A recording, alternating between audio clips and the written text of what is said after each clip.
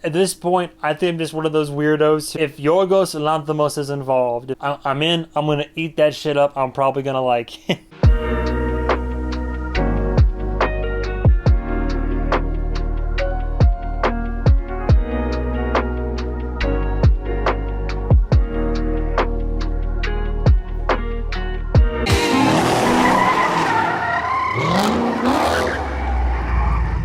Isn't it wonderful? And today we have Kinds of Kindness. Now, this is one of those films that knows how to do it from a marketing perspective.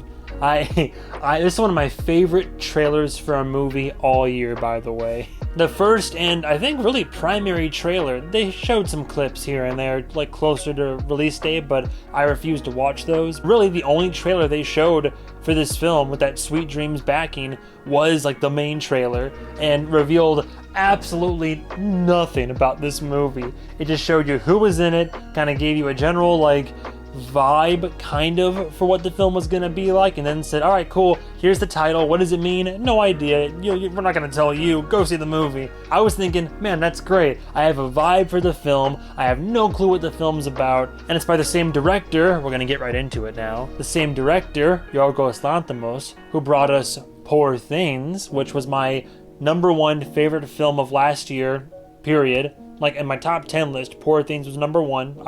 I love that film. High 5 out of 5 for me. And also brought us The Lobster. Mixed reviews, I know, but like I like it a lot. And I like its commentary on society and like how dating and relationships are viewed in our culture. And hell, he has another one coming out next year too, like a yearly director at this point. So keep him pumping, Lanthimos. Cast is, I mean, there's quite a few actors in it. I would argue, based on screen time, our primary actors would for sure be Jesse Plemons, good old Meth Damon here. Most recently, I covered him when I mentioned him in my review for Civil War. I think you know that face by now. I wouldn't say he's a household name, but he's one of those people where like you see his face and you're like, We have Emma Stone, definitely a household name. I most recently covered her in, shocker here, Poor Things. She was the leading lady in this. Clearly, Yorgos knows how to pick them. And then funny enough, you would think that I would say Willem Dafoe next. And yes, Willem Dafoe does have a significant presence in this film, but I would say it's between Willem Dafoe and arguably Margaret Qualley. Most recently, I covered her when I did my review for Drive Away Dolls. She's one of the main characters in that movie. She was also in Poor Things. So I've covered multiple titles of films that I've reviewed on my channel. And like I said, a bunch of other names in here. People you'd probably recognize from the trailer. Hunter Schafer's in it, although they in the trailer they make it seem like Hunter Schafer's gonna be in it for a hot minute, and really she's only in it for like a minute, so that threw me off. Like, what? Come on, what a tragic waste of Hunter Schafer. Don't worry, we got Cuckoo coming up. It's gonna be a blast. Anyway, Kinds of Kindness. So here's the thing.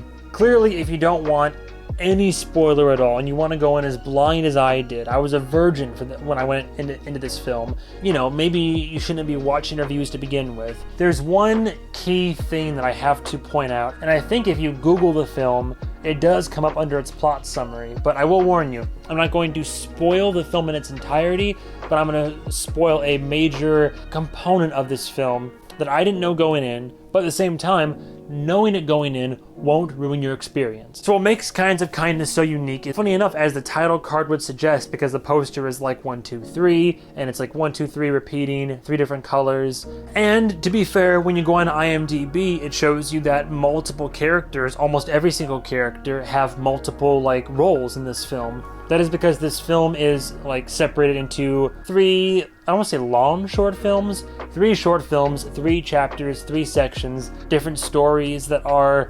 arguably not connected, and where these actors play a different character in each one. But at the same time, some actors aren't used in some of them, and some of them are repeating, but that is a primary component to Kinds of Kindness, and I like that aspect. You don't see it a whole lot in movies these days, and when the credits rolled for the first part, and I'm like, whoa, what the hell? And then it was like part of movie 2, here are the same actors again, and I put it together and I was like, oh wow, we're getting 3 separate stories. That enhanced my experience. A lesser film might have revealed that factoid in the trailer, and it didn't. And for me, I was like, whoa, cool, okay, here we go. As I already said, safe to say I'm a sucker for Yorgos at this point.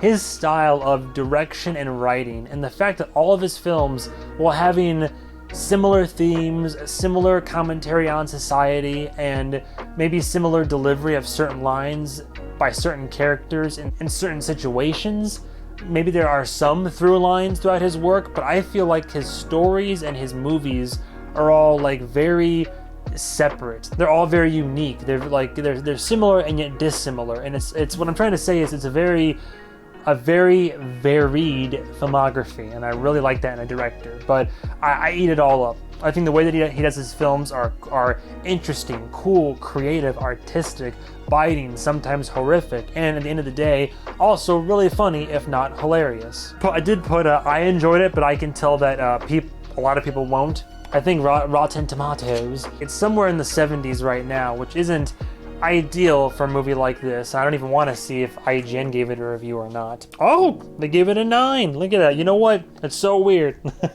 I always poo-poo on IGN and their writers and reviewers, but hey, they put it up there on the same level as A Quiet Place Day 1, so I can't entirely disagree. But I can tell because some of my friends didn't like it. One of my friends in particular, to be fair, this one friend of mine has only seen this and The Lobster, and they're really off-put by them. Doesn't make any sense because this friend of mine loves the weird and messed up shit in the world, and for some reason these films are like too weird for him, so whatever. Not all my friends loved it, and I can tell not all audiences are going to love it either, but I really enjoyed it. I enjoyed all the performances from all the actors, like all the characters. It's quintessential Yorgos. I already talked about, like, you know, line delivery or the dialogue, and it's abnormal inherently, like the way that he writes his scripts. She asked me to fuck her in my uniform, and it hit me hard. At the same time, it's just these characters that are usually flawed, very human, or otherwise like they're human, but they act very just inhumanely. You're pathetic, both of you. I'm not going to be turned into some animal. I'll come and visit you, though.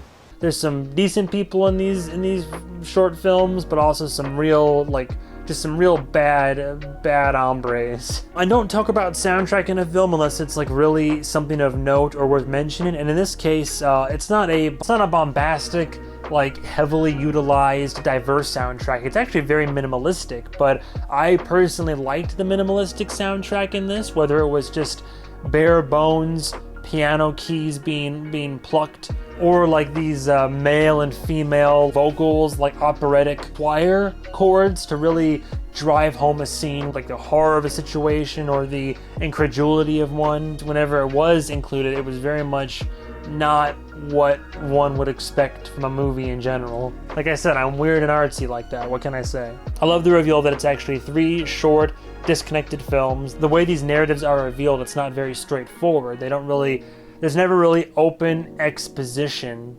Most films will like lay it out for you and just kind of give you a point A to point B, or just have characters just tell you what's happened or what's going to happen. Each story is kind of like a small puzzle you have to put together, and it's through characters and what they say, mainly what they do. There's a lot of context that you kind of piece together and figure out, and I love how my mind pieced together each story based on what I was given, like visually. Like there's a lot of visual storytelling in this. Show don't tell, which is a lot of what his films do anyway. It's not perfect, I'll admit. So out of all 3 stories, I think my friends and I all agree, I think the first one is the best one. Although, I don't know, I like the third one a lot.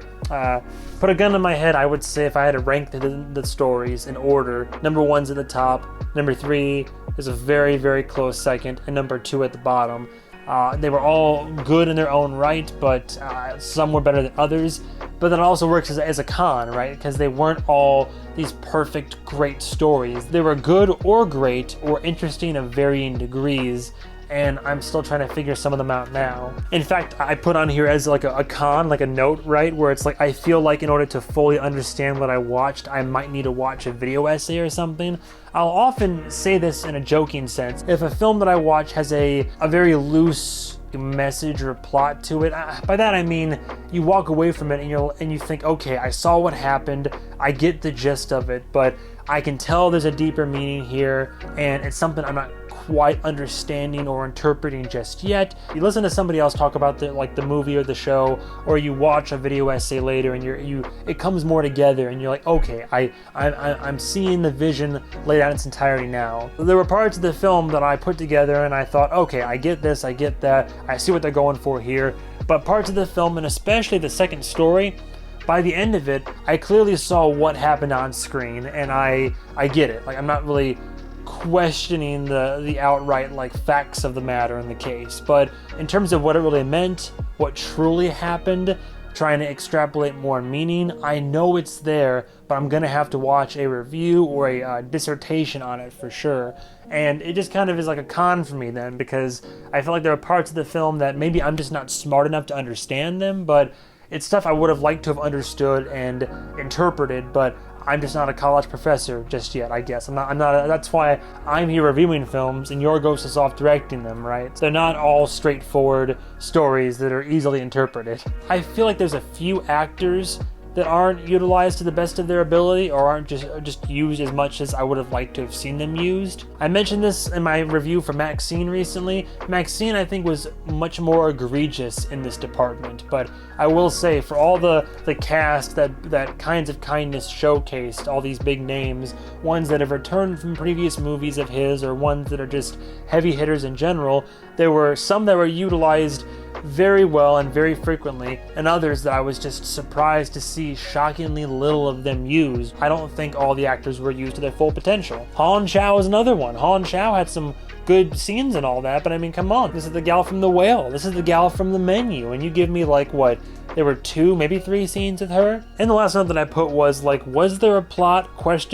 What was the meaning outside of social commentary and just general performance art? Were these just Yorgos being hey, here's 3 stories, 3 interesting concepts and ideas for little short stories. Let's put them all together with the just general kind of connective tissue of just flawed people in weird, social or familial situations, or just weird life stories. I don't know. Why is it called Kinds of Kindness? I'm still trying to figure it out. There are these kinds of kindness, but similar to how Nope has a bad miracle, Kinds of Kindness has bad kinds of kindness. What's the point of making these? Is there supposed to be an overall message? Is there connective tissue? Because there's one person who has a name and the same name in all 3 of these. Middle of the credits scene that would make implications that would say there could be connective tissue, but perhaps it's just a silly Billy, silly goose, 3 tales.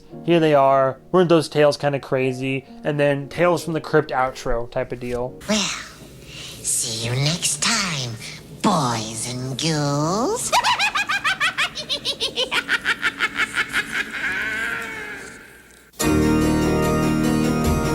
I'm now a fanboy when it comes to Yorgos Lanthimos. I've either enjoyed or loved every film of his that I've seen. I love what he brings to the table narratively, cinematically, and with his characters. Unique style of filmmaking and storytelling that I love to see, because you don't get to see the unique too often these days anymore. Is it his strongest? Certainly not.